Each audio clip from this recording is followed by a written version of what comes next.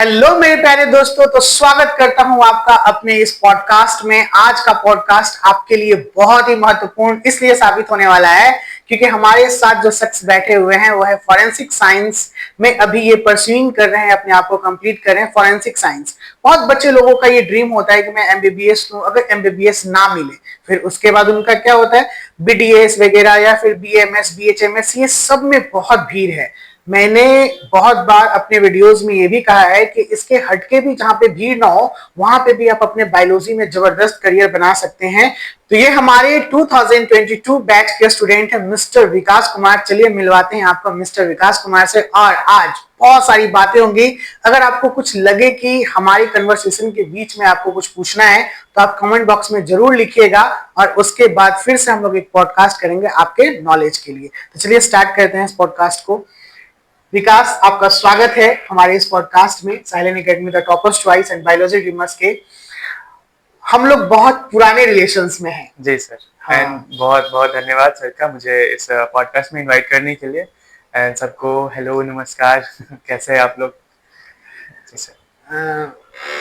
हम लोगों का रिलेशन बहुत पहले से है, जी सर। तो थोड़ा हम लोग के रिलेशन के बारे में बताइए कि आप आई होप कि क्लास 7 में आप हमारे पास आए थे। जी जी जी। और आपकी एक मेमोरी अभी तक मुझे याद है कि आपने टीचर्स डे के दिन में मेरे लिए अपने हाथ से जो मैगी बना के लाया था और कुछ स्वीट्स लाए थे, वो बहुत ही बेहतरीन थे। तो उन दिनों को आज याद करते हुए आपको फिर से धन्यवाद उस दिन का। और वो क्लास 7 की जर्नी फिर बीच में रुकी साहिलिन एकेडमी की, क्योंकि पापा जी का ट्रांसफर बहुत जगहों पे हुआ है। फिर उसके बाद ये फिर से आए, 11th 12th यहीं पे किए। फिर उसके बाद इनकी जर्नी और आगे रही। फिर उसके बाद नीट की भी जर्नी हुई। मैं सब कुछ बताऊंगा कि इन्होंने क्या फेस किया, कैसी इनकी जर्नी थी, और फाइनली आज ये फॉरेंसिक में है और ये पूरी जर्नी को बता रहे हैं। पहले स्टार्टिंग करते हैं इनके चाइल्डहुड से, अपने बचपन की कुछ यादें जो बेहतरीन हो स्टडी से रिलेटेड। फिर आप जब यहाँ पे आए तो आपने क्या महसूस किया, यहाँ पे कैसे ढूंढा आप? जैसे कि सर मेरा हमेशा से ऐसा रहा है कि मैं पढ़ने में अच्छा था। मतलब अगर आप एलकेजी से भी उठाओ मेरी कहानी, तो एलकेजी से लेके क्लास 10 तक भी 12 तक भी मैंने काफ़ी अच्छा स्कोर किया। स्टार्टिंग से टॉपर्स ही रहा। टॉप 5 टॉप 10 में ही मैं हमेशा रहता था। और तो फिर पहले पापा का जॉब कहीं और था। फिर जब उनकी ट्रांसफ़र हुआ और हम सब पटना आए, क्लास 7 में मैं था उस वक्त जब मैं सर से मिला पहली बार। तो मैंने अपनी लाइफ में बहुत कुछ अचीव किया, लाइक स्टेज पे परफॉर्म करना और बहुत सारी चीज़ें। मेरे को इंटरेस्ट थी उन सब चीज़ों में, मैं वो करता था। स्कूल में पार्टिसिपेट करता था। डांस कंपटीशन हो गए या फिर जो कविता होती है, राइटिंग होती है, जो भी सारी चीज़ें। फिर जब मैं यहाँ आया, बट एक चीज़ मैं बोलूँगा कि सर से मिलने के बाद मेरे को पहली बार ऐसा फील हुआ कि कोई एक टीचर जो है वो आपका दोस्त बन सकता है। सर जैसा सर ने कहा कि उनके टीचर्स डे पे मैंने उनके लिए मैगी बना के लाया था, तो लाइक पहली बार मैं इनसे मिला क्लास 7 में। उस वक्त मैं डीएवी से पढ़ा हुआ हूँ।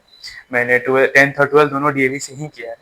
तो उस वक्त मैं यहीं पे रहता था पास में। यहाँ पे मैंने सबके कोचिंग के बारे में जाना, फिर इनसे मिला, इनके साथ मैंने पढ़ाई अपनी कंटिन्यू करी। फिर मुझे मतलब इनसे एक बहुत अच्छा एक दोस्ती वाला बॉन्ड लगा कि एज ए टीचर तो ये बहुत अच्छे हैं ही, बट उसके बाद भी लाइक क्लासेस के बाद भी मैं इनके पास बैठता था। मुझे जो कुछ परेशानियां लगती या कुछ लगता कि मुझे सबसे डिस्कस करना चाहिए या मैं किसी और से करने में थोड़ा कतराता था। जैसे घर पे आम पे हम उतनी सारी बातें नहीं कर पाते, घर पे अपने पेरेंट्स से या अपने मम्मी पापा से कई सारी चीजें लगती है कि वो पता नहीं क्या सोचेंगे या कहीं डांट ना दे। बट मैं सर से बोलता था कि सर मुझे ऐसा लग रहा है, ये चीजें फील हो रही है। तो एक बहुत अच्छी सी बॉन्डिंग बन गई। फिर जैसा कि सर ने बोला कि बीच में गैप भी आया 10th के अराउंड में, हम लोग यहाँ से शिफ्ट कर गए थे। यहाँ जब भी हम जहाँ पे रहते सर के पास, कोचिंग के पास में हमारा रेंट पे रूम था, तो हम यहाँ से शिफ्ट कर गए। तो फिर मुझे सर के साथ डिसकंटिन्यू करना पड़ा लगभग 2 साल के अराउंड। फिर 10th 12th में जब मैं कंपटीशन में आया, मैंने नीट का भी एग्जाम दिया है, 2 3 बार दिया है। तो उस वक्त भी जब मुझे और मेरे साथ ये हमेशा रहा है कि कहीं भी कुछ भी फंसा, सर को फोन लगा दो।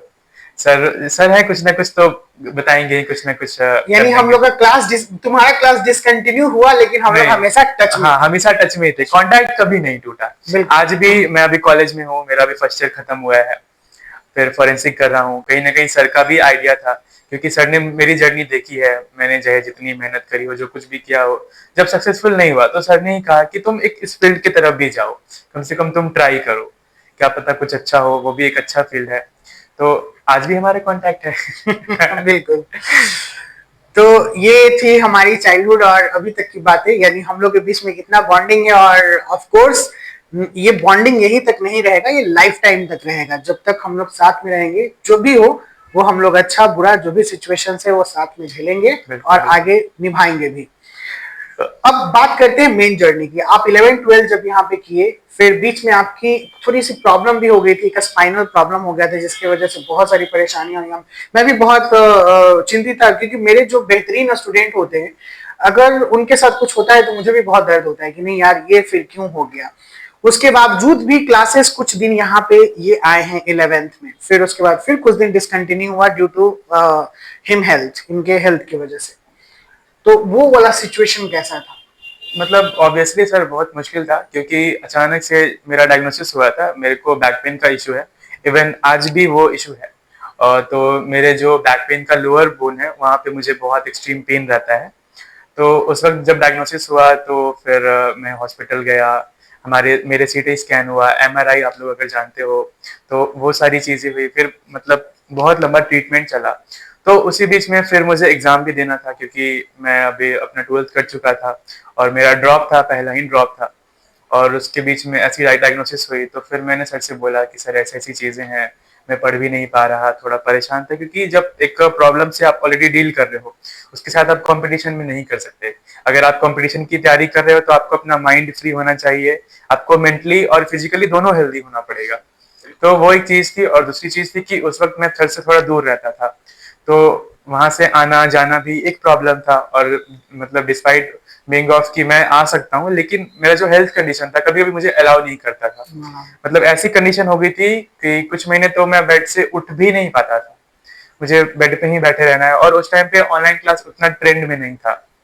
लाइक मतलब बहुत कम लोग ऑनलाइन क्लास को फॉलो करते थे।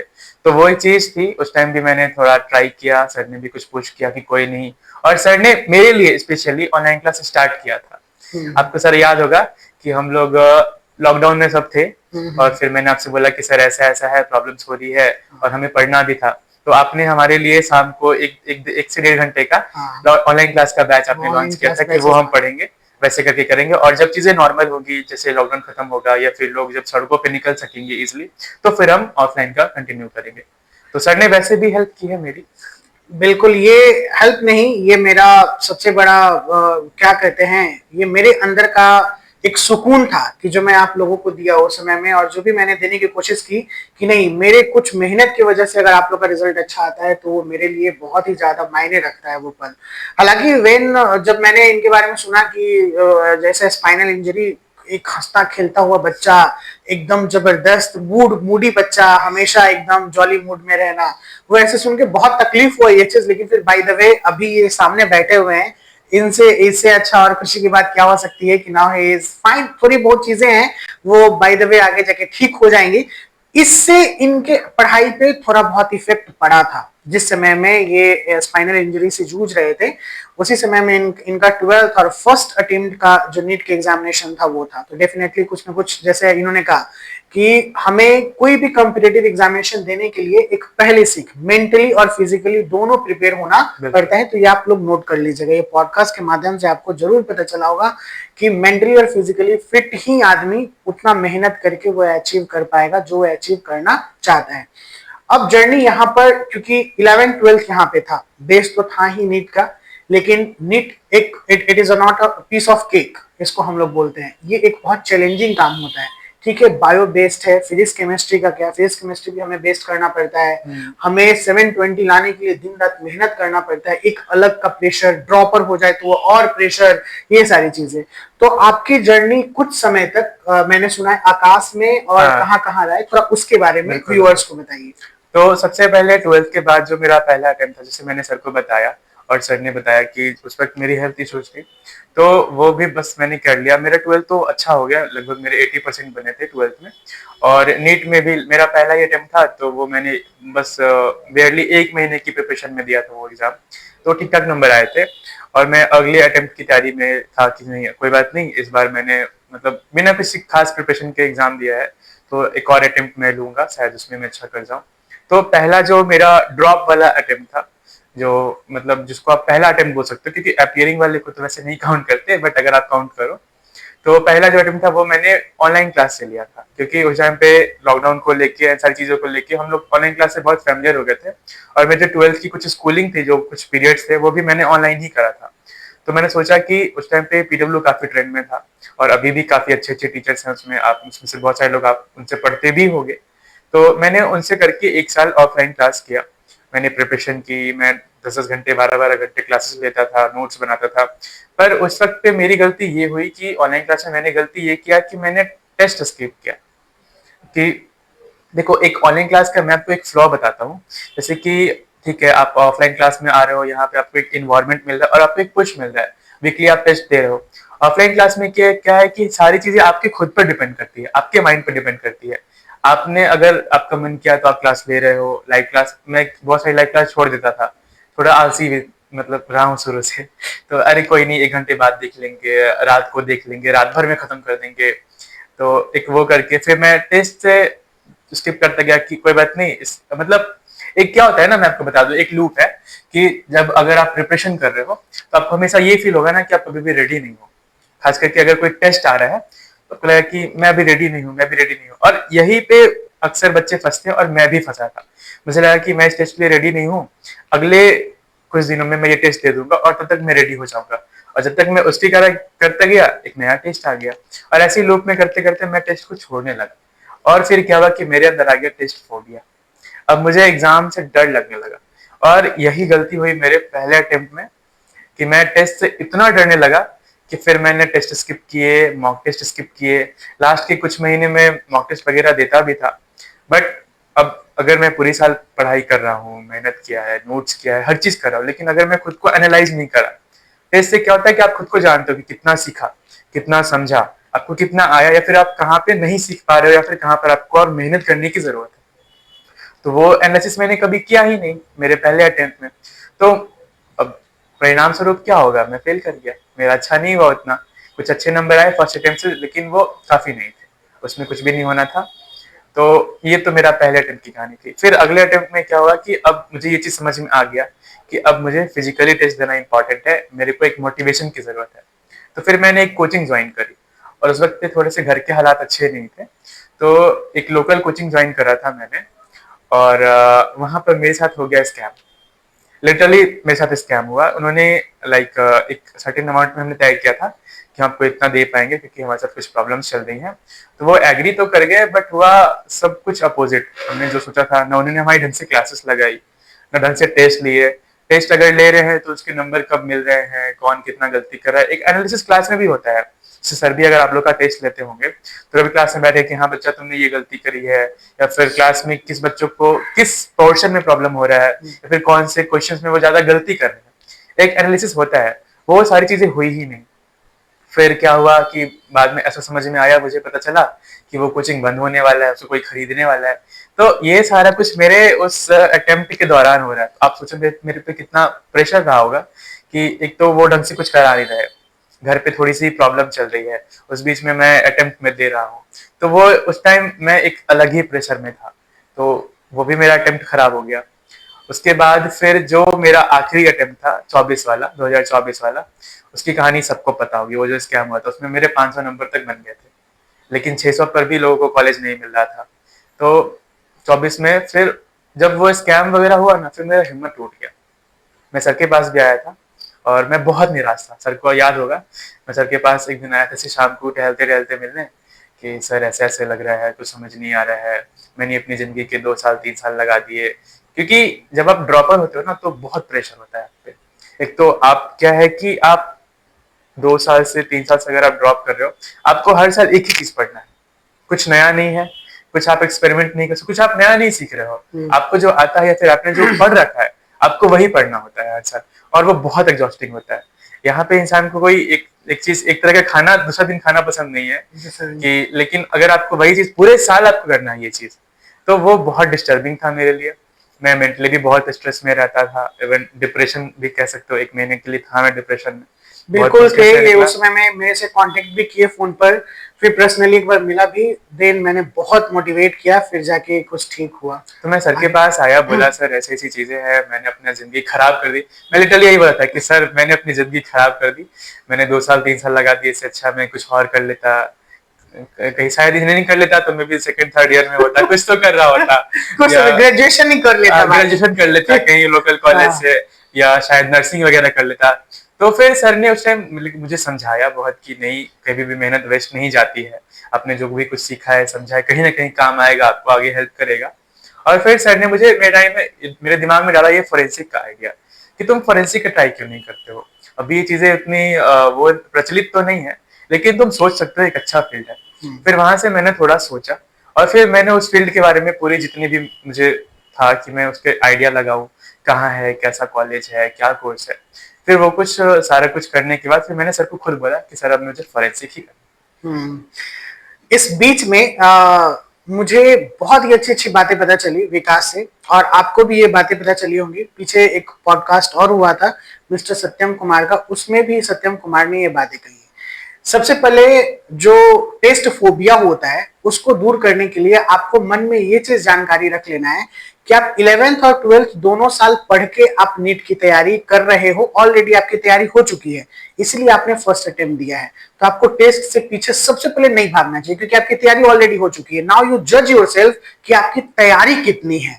आप अगर वहां पे 180 क्वेश्चन ले रहे हो, अटेम्प्ट ले रहे हो, आपने कितना बनाया? आप 10 ही बनाओ यार, आप 20 ही बनाओ, आप 50 ही बनाओ, 100 बनाओ, डजेंट मैटर, यू फील कि वेयर आई एम। सबसे पहला बात, इससे आपका स्ट्रेंथ राइज होगा, जो कि ये नहीं किए, ये लैक था वहां पर, और इसका खामियाजा इन्होंने ड्रॉपर बाय ड्रॉपर, और ये रियलाइज किए सेकंड ईयर में कि नहीं, है मैंने बहुत बड़ी गलती की, मुझे टेस्ट देना चाहिए। अगर ये टेस्ट फर्स्ट ईयर से ही देना शुरू कर देते तो इनके पास 1 साल का एक्सपीरियंस और तगड़ा रहता, और जो 500 आ रहा था या 400 आ रहा था वो बिल्कुल 50-60 मार्क्स में प्लस होके जरूर जाता।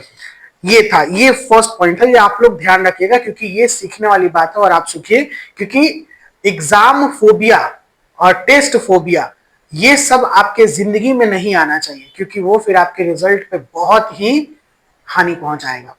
ये था। फिर उसके बाद अब दूसरा चीज ये बात पता चला, never give up. Never give up, जो ड्रीम है आपका, जो आप सोच रहे हो, अपने खुद से कभी भी गिव अप नहीं करना कि नहीं यार मुझसे अब नहीं होगा। ठीक है, उसके अलावे बहुत सारे कोर्स है, नीट हमने दिया, ये हमने एक्सपीरियंस गेन किया। कभी भी जैसे एक बहुत अच्छे अच्छे लोग कहते हैं, जो हमारे लीडर हैं, हमारे जो मोटिवेटर हैं, वो कहते हैं कि ठीक है आप उस चीज में एंट्री मारिए, अगर आपको कुछ नहीं होगा, अगर आप पास नहीं किए, फेल कर गए, तो आप दूसरों को गाइड कर सकते हो कि वो गलती ना दोहराए, और आपके पास एक तजुर्बा तो आएगा ही आएगा। यानी you become an experienced person about that things और दैट टॉपिक और दैट एरिया उसमें। तो ये इस एरिया में अब एक्सपर्ट हो गए। वो नॉलेज इनको कहाँ काम आया? फॉरेंसिक में। वो नॉलेज उनको फर्स्ट टाइम जब इन्होंने एंट्रेंस दिया, चाहे जो भी चीजें दी, मैं अभी पूछूंगा इनसे कि फॉरेंसिक में कैसे ये गए, वो वहां पर फर्स्ट अटेम्प्ट में इन्होंने क्रैक किया, जो कि दूसरे लोग नहीं कर पाए। तो ये भी तो एक फायदा था ना, भले ही वो एरिया से मुझे नहीं मिले, लेकिन इस एरिया से मुझे मिला। तो अब मैं यहाँ पे जर्नी इनकी होगी। अब now we know about that how he get forensic. तो जैसा कि सर ने बताया कि मैंने गिव अप नहीं करा, और सर ने भी काफी मेरे को मोटिवेट करा। तो एक ये चीज तो थी कि मैं लाइफ में बहुत बार फेल हुआ, मैंने नीट में फेल हुआ, और भी काफी सारी चीजें जो मैंने चाहा था, या जो एक होता है एक्सपेक्टेशन कि मैं ये करूँ, ऐसा करूँ, वैसा करूँ, वो चीजें में मैं कई बार फेल हुआ। पर हाँ, ये चीज है कि मैं अपनी थोड़ी सी तारीफ करूंगा कि मैंने कभी गिव अप नहीं किया, बस लगा रहा। जैसे कि उस टाइम पे मैं बहुत डिमोटिवेटेड था कि मेरी सारी मेहनत बेकार हो गई, मैंने इतने पैसे लगा दिए पेरेंट्स के, इतना मेहनत लगा दिया, इतना वक्त लगा दिया। क्योंकि जिस वक्त पे मैं फॉरेंसिक में इंटर हुआ, मेरे जो दोस्त थे, जिनके साथ मैं रहता था, जिनके साथ मेरी स्कूलिंग हुई है, जिनके साथ मैं सर की कोचिंग में था, उसमें से मोस्टली मोस्टली जो थे वो कॉलेज में थे। कोई फर्स्ट ईयर में है, कोई सेकंड ईयर में है, सबका कहीं ना कहीं वो लोग थे। उनको मैं देखता था, लगता था कि यार मैं क्या कर रहा हूँ अपनी जिंदगी में, मैं बस एक ही जगह पे फंसा हुआ हूँ। फिर एक होता है कि खुद से भी नजरें मिलाने में लगता था कि यार मैं कर क्या रहा हूँ अपनी लाइफ के साथ। फिर किसी फैमिली गैदरिंग में अगर आप चले जाओ और कोई पूछ दे कि बेटा तुम क्या कर रहे हो, तो वो भी एक बहुत लगता था कि मैं क्या जवाब दूं, मैं क्या कर रहा हूँ। फिर किसी तरीके से जब सर ने मोटिवेट किया और मैंने देखा कि क्या रास्ता है, तो मुझे मिला कि फॉरेंसिक में जाने का दो रास्ता है। अगर आप गवर्नमेंट कॉलेज को टारगेट कर रहे हो तो आपको सीयूटी देना पड़ेगा, और अभी तो कैंसिल हो गया है, लेकिन एक एनएफएटी करके होता था पेपर जो मैंने 25 में दिया था। जो एनएफएसयू जो कॉलेज होते हैं जो फॉरेंसिक के लिए डेडिकेटेड है, नेशनल फॉरेंसिक साइंस यूनिवर्सिटी, वो उनको टारगेट करती है। अभी वो एग्जाम कैंसिल होकर वो सीयूटी में इंक्लूड कर दिया है। वो था, ये दो थे गवर्नमेंट के लिए, और एक AIFSET होता है जो प्राइवेट कॉलेज के लिए होता है, आप उसको सर्च करके पता कर सकते हो। तो मैंने उनको बारे में पता लगाया और मैंने सीयूटी की प्रिपरेशन की।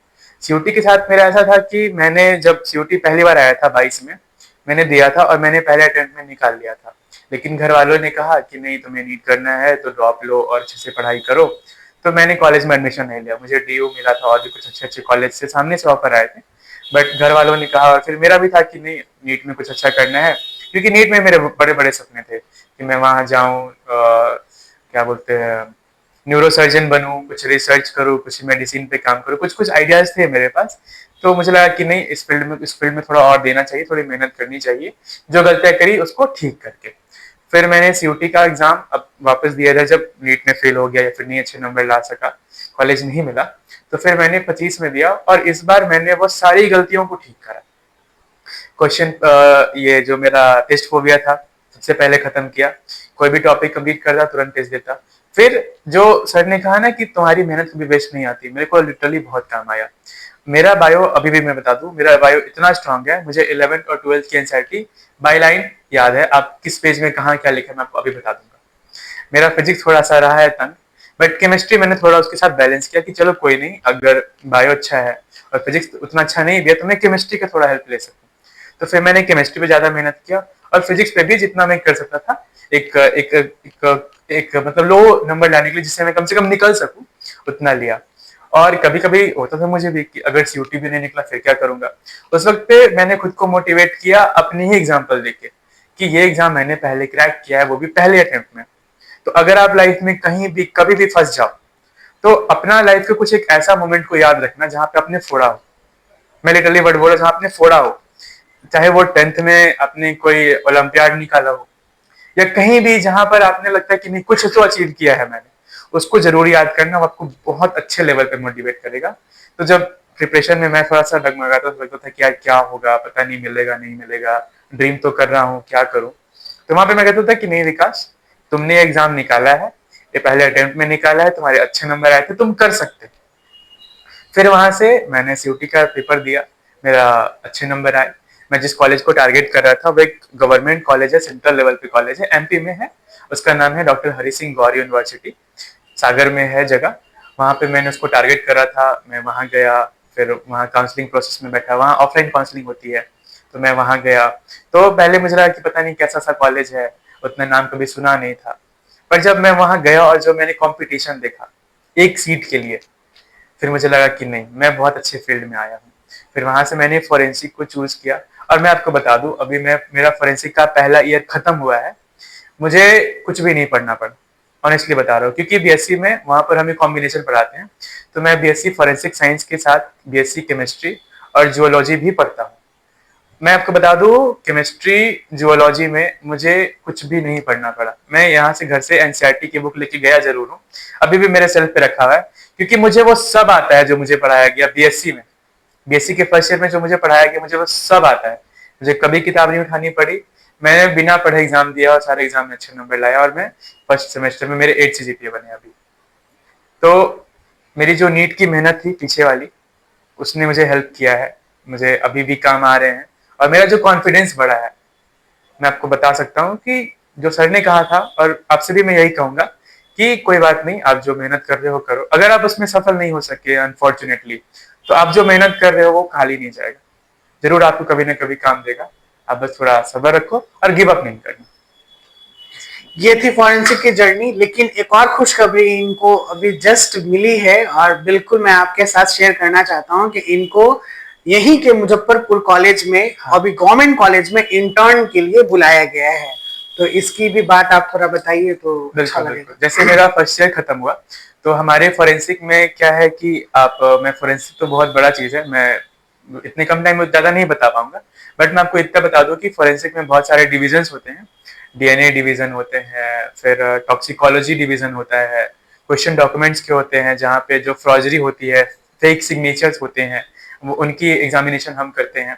और फोरेंसिक में जो हमारा जो स्टडी है, हमारा जो कोर्स है, वो होता है कि हम चीज़ों को सीखते हैं ताकि आगे जो फोरेंसिक एक्सपर्ट्स, मैं आपको इजिली अगर समझाने के लिए कहूँ तो अगर आपने सीआईडी देखा हो कभी भी जिंदगी में, तो उसमें जो डॉक्टर सालुके और जो डॉक्टर तारिका होते हैं एकदम सेम तो नहीं है हमारा, बट हम भी वही चीज करते हैं कि हमारे पास एक केस आता है, हम उनकी फिंगरप्रिंट से एनालाइज करते हैं।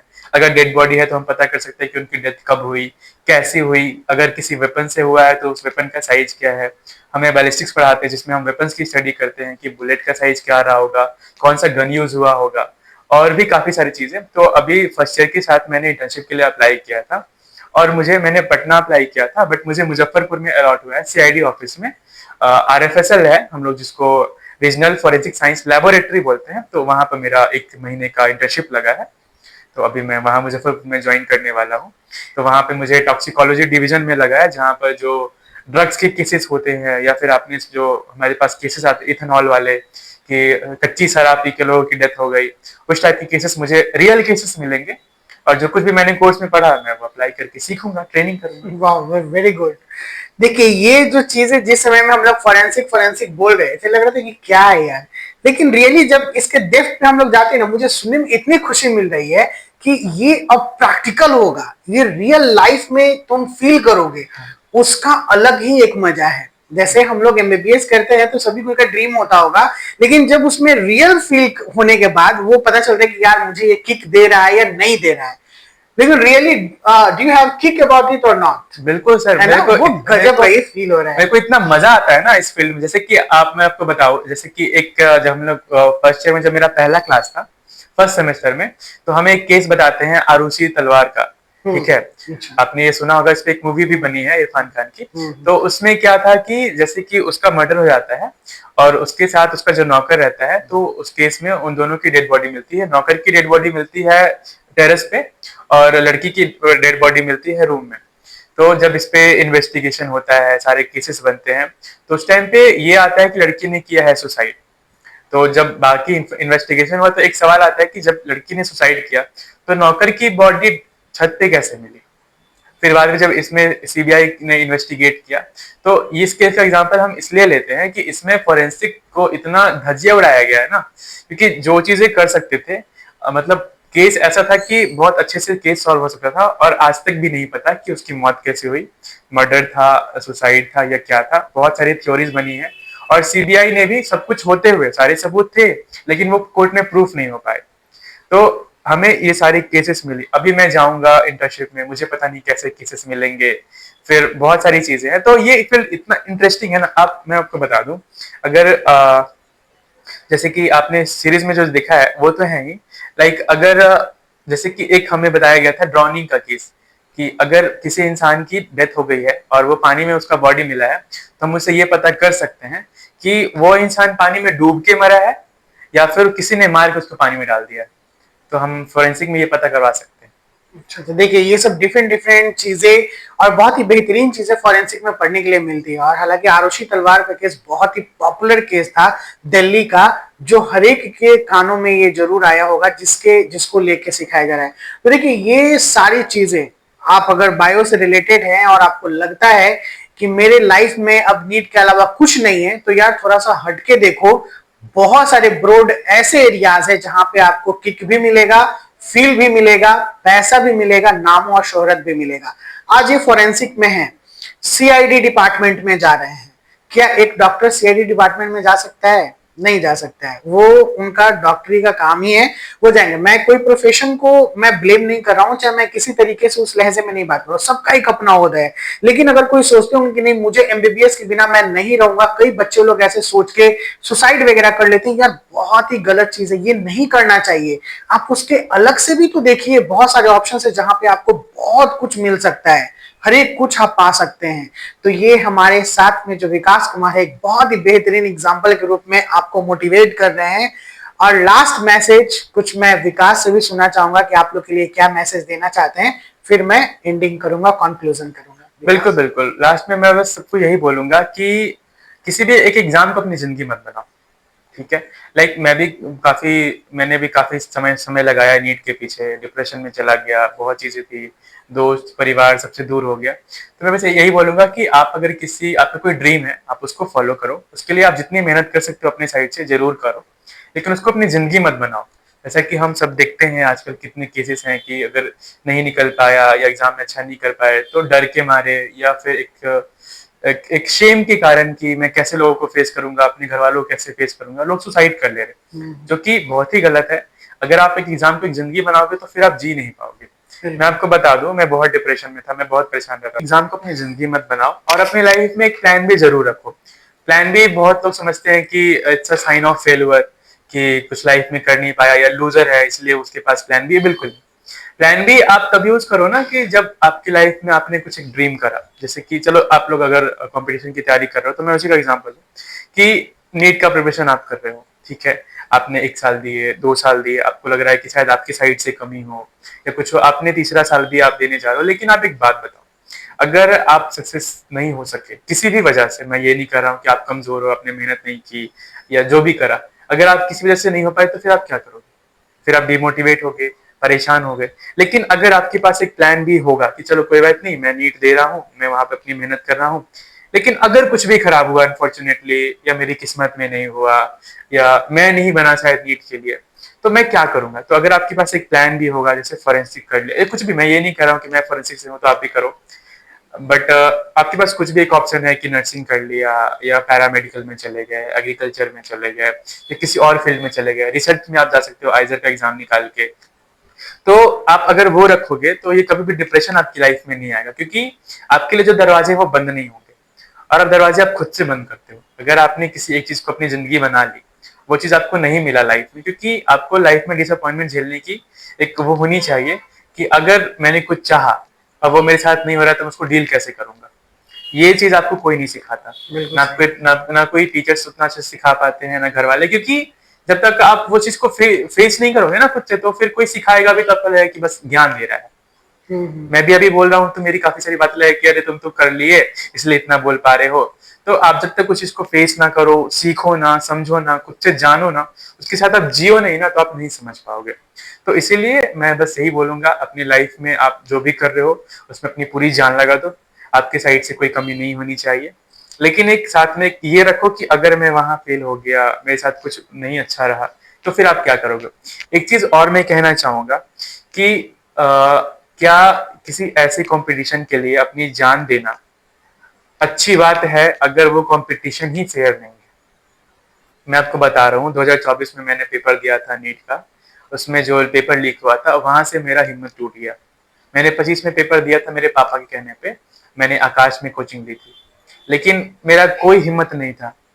उसमें भी लगभग 400 समथिंग नंबर बने थे मेरे, बट मुझे BDS या BMS मिल रहा था। मुझे लगा कि 3 साल लगा कि मैं BMS तो नहीं करने जा रहा, और फोरेंसिक मेरे पास बहुत अच्छा ऑप्शन लग रहा था, तो मैंने चूज किया। तो मैं ये कह रहा हूँ कि जो एग्जाम फेयर ही नहीं है, जब आपकी सारी मेहनत को कोई पैसे से खरीद ले रहा है, तो आप उसके लिए जान देने को रेडी क्यों हो?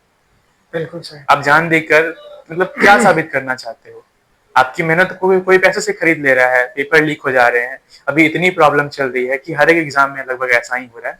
तो इसलिए आप प्लान भी रखो, कुछ अपने स्किल्स डेवलप करो, ताकि आप उधर भी जा सको और अपनी लाइफ एक अच्छी तरीके से बना सको।